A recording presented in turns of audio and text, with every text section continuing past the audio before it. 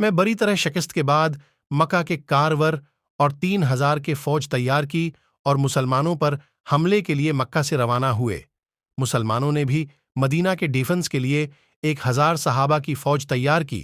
اب پھر وہی بدر والا سسٹم تھا کہ کافروں کی فوج مسلمانوں سے 3 گنا زیادہ تھی، لیکن اس بار مکہ والوں کی فوج رسول اللہ مدینہ کے اندر رہ کر لڑائی کرنے کا حکم دیا، لیکن زیادہ صحابہ نے کہا مدینہ سے نکل کر کھلے میدان میں لڑائی کرنی چاہیے۔ رسول اللہ نے اپنی رائے چھوڑ کر صحابہ کی رائے مانی اور مدینہ سے 1,000 صحابہ لڑائی کے لیے روانہ ہوئے۔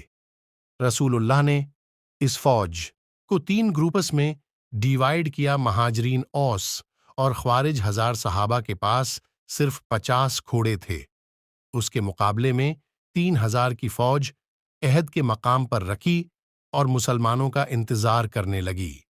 اس فوج کے مین سینٹر کو ابو سفیان لیڈ کر رہا تھا۔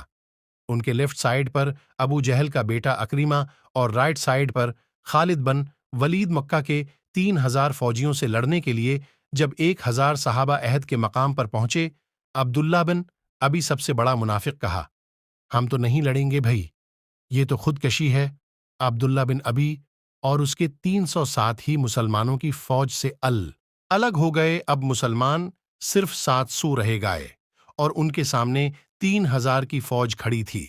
رسول اللہ 50 تیر انداز اس پہاڑ کے اوپر بھیجے تاکہ مکہ والے پہاڑ کے پیچھے سے حملہ نہ کر سکیں، اور ان 50 کو کلیئر آرڈر دیکھ کے کہ اگر تم دیکھو مسلمان جنگ جیت چکے، تم نے پہاڑ سے نہیں اترنا، اور اگر تم دیکھو مسلمان ہار گئے اور پرندے ان کے جسموں کا گوشت کھا رہے ہیں، تب بھی تم نے پہاڑ سے نہیں اترنا۔